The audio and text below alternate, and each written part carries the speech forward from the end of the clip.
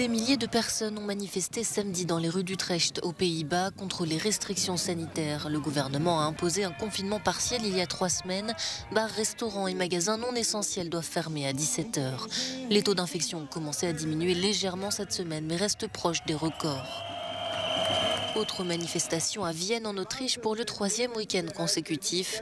40 000 personnes étaient rassemblées selon la police. Plusieurs ont été arrêtés pour avoir lancé des engins pyrotechniques sur les forces de l'ordre. À Barcelone, les manifestants protestaient contre la récente entrée en vigueur dans la région autonome du pass sanitaire, appelé certificat Covid. Il est désormais obligatoire pour accéder aux restaurants, bars, salles de sport et hôpitaux. En France, enfin, ce sont les soignants qui ont manifesté samedi dans les rues de Paris. Pas contre les restrictions sanitaires cette fois, mais pour défendre le système de santé publique. Ils dénonçaient notamment le manque de personnel, les fermetures de lits dans les hôpitaux et les mauvaises conditions de travail qui entraînent des démissions en cascade.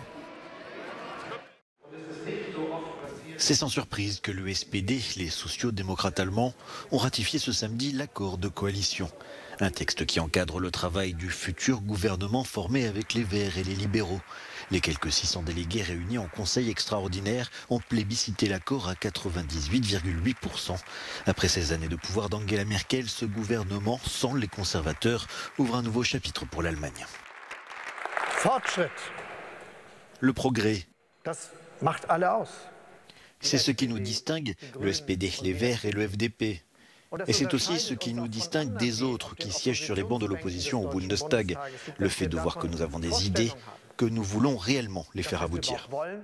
L'accord de coalition a été ficelé à l'issue de négociations menées tambour battant et mises au point en un temps record. Il prévoit notamment la sortie du charbon, une politique climatique ambitieuse et la légalisation du cannabis. Des dizaines de milliers de manifestants ont bloqué les principaux axes routiers de Serbie samedi. Ils manifestaient contre le projet soutenu par le gouvernement d'autoriser le géant minier anglo-australien Rio Tinto à extraire du lithium dans une région de l'ouest du pays. Près de 20 000 personnes risqueraient ainsi d'être expulsées et les conséquences sur l'environnement pourraient être irréversibles. Beaucoup craignent également que le gouvernement ait récemment modifié les lois sur le référendum et l'expropriation afin de faciliter l'ouverture de cette mine. Et c'est désormais Aleksandar Vučić, le président serbe, qui est dans le collimateur des manifestants.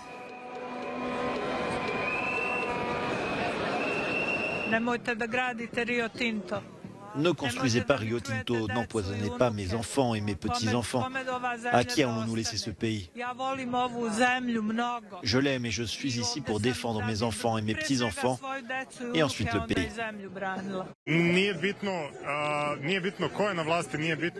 Peu importe qui est au pouvoir, peu importe qui prend la décision, seul l'environnement compte et nous ne voulons vraiment pas de ça. C'est un soulèvement civil contre ce qui se passe.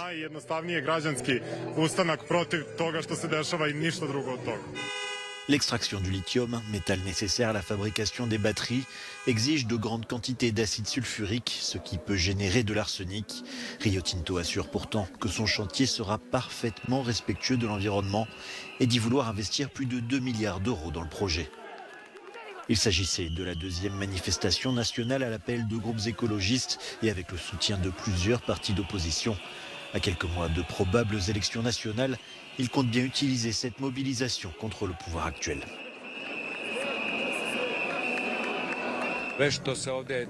Tout ce qui se passe dans ce pays est contraire à la loi, surtout ce que font les autorités. Donc le blocus des autoroutes est aussi illégal que la loi sur l'expropriation, sur la saisie des biens privés. Personne ne serait assez fou pour bloquer des autoroutes dans toute la Serbie s'il y avait une loi. Tout cela est dû à l'anarchie absolue que ce gouvernement met en œuvre. Sve ovo jeste prouzrokovano jednim apsolutnim bezakonjem koje ova vlast sprovodi. Nous sommes venus pour nous lever avec les citoyens contre tout ce qui se passe dans notre pays. Je pense que les raisons de cette manifestation sont l'insatisfaction dans la façon dont la Serbie se développe et dans la façon dont le régime du parti progressiste serbe se comporte et gouverne. C'est l'un des axes de circulation les plus importants du pays. Les manifestants qui étaient ici aujourd'hui ont dit qu'ils viendraient tous les week-ends jusqu'à ce que leurs demandes soient satisfaites. L'explosion avait été entendue samedi à une vingtaine de kilomètres autour du complexe nucléaire Shahid Armani Roshan dans la région de Natanz, en Iran. Selon un responsable militaire et des médias locaux, il s'agissait en fait d'un test de la défense iranienne. Un missile défensif a été tiré dans le but de tester une réaction rapide à une éventuelle attaque, a indiqué la télévision d'État. L'explosion avait notamment été entendue et aperçue dans le ciel de la ville de Badroud, située près de la centrale nucléaire. Ce test militaire intervient alors que les pourparlers pour sauver l'accord iranien de 2015 ont repris lundi à Vienne après plusieurs mois d'arrêt. Les États-Unis, qui ne participent que de manière indirecte aux discussions depuis leur sortie du pacte en 2018, ont accusé samedi l'Iran de bloquer les négociations tout en développant en parallèle son programme atomique. Il est venu plaider pour une meilleure intégration des réfugiés en Europe. Au deuxième jour de son déplacement en Grèce, le pape François s'est rendu pour une courte visite sur l'île de Lesbos, où vivent encore dans des conditions très difficiles près de 2200 demandeurs d'asile dans le camp de Mavrovouni. Pour les exilés vivant dans ce camp, la visite du pape est porteuse d'espoir. Je suis très heureux que le pape vienne sur cette île. Ce sera un très bon message pour les réfugiés à l'intérieur du camp, qu'ils soient musulmans ou chrétiens. Nous espérons que lorsque le pape partira, la situation des réfugiés à l'intérieur du camp changera et sera bien meilleure que maintenant. Oui, c'est vraiment très important. Surtout pour nous qui ont fait déjà 2 ans ici, dans l'île de Lesbos. Donc, c'est vraiment très important pour nous. Le pape, qui a fait de la cause des réfugiés le leitmotiv de son pontificat, s'était déjà rendu sur Lesbos en 2016, quand l'île était la principale porte d'entrée en Europe pour des dizaines de milliers de migrants. Samedi, il était à Athènes où il a rencontré l'archevêque Hieronymos II. C'était la première visite papale dans la capitale grecque en 2 décennies. Le retour des talibans au pouvoir suscite des inquiétudes quant au système éducatif afghan. Beaucoup de jeunes, comme ces étudiants, ont vu leur avenir compromis par l'arrivée du régime fondamentaliste islamiste en août et la guerre.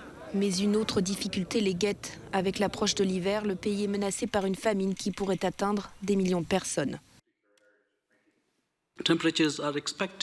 Les températures devraient descendre jusqu'à moins 25 degrés et de nombreuses familles déplacées n'ont pas d'abri approprié, ce qui est une condition essentielle pour survivre au froid glacial en Afghanistan. La crise humanitaire s'aggrave chaque jour et la faim dans le pays a atteint des niveaux sans précédent. Près de 23 millions de personnes, soit 55% de la population, sont confrontées à des niveaux extrêmes de faim. Et près de 9 millions d'entre elles sont menacées de famine. À travers le pays, nombreux sont ceux qui ont dû changer de métier pour survivre à la crise économique. À Kandahar, dans le sud, certains jeunes Afghans se sont reconvertis en tant que cultivateurs de pavots à opium. Au début, je venais le matin pour gagner un peu d'argent pour mes parents. J'allais à l'école la moitié de la journée, je préparais l'examen d'entrée l'autre moitié de la journée jusqu'au soir. Mais maintenant, je dois bien plus cultiver l'opium. Depuis 2001, les talibans disent vouloir mettre fin à la culture du pavot. Cette interdiction vise à briser leur isolement international. Mais elle se fait attendre alors que le pays est le premier producteur mondial d'opium. C'est la fin d'une histoire digne d'un scénario hollywoodien qui a commencé à Chamonix il y a plus de 50 ans. Le 24 janvier 1966, un avion s'écrase sur le glacier des Bossons. La tragédie fait 117 morts. Parmi les débris, un trésor retrouvé en 2013 par un alpiniste anonyme. C'était une boîte à l'intérieur de laquelle il a découvert tout ce que nous allons ouvrir, sachant que tout était dans des sachets. Il a même pensé à un moment donné avoir affaire à des pansements. Bien que de nombreuses personnes aient prétendu être les propriétaires légitimes du trésor, l'alpiniste anonyme a décidé de le remettre aux autorités qui le conservent depuis 8 ans. Après cette période, selon la loi, la moitié du trésor lui reviendra, soit près de 75 000 €. Nous avons simplement séparé le trésor en 2 quantités strictement identiques. L'autre moitié va revenir à la ville de Chamonix. De son côté, le mystérieux alpiniste a du mal à y croire. À la longue, je n'y croyais plus trop, vraiment. Et là, ça y est, enfin, ça se concrétise. Je mettrai l'argent sur un compte et tout, je ne veux pas faire d'excès. Les désormais célèbres pierres seront exposées à partir du milieu du mois de décembre dans un musée de la ville, de quoi attirer les amateurs de trésors et de bonnes histoires.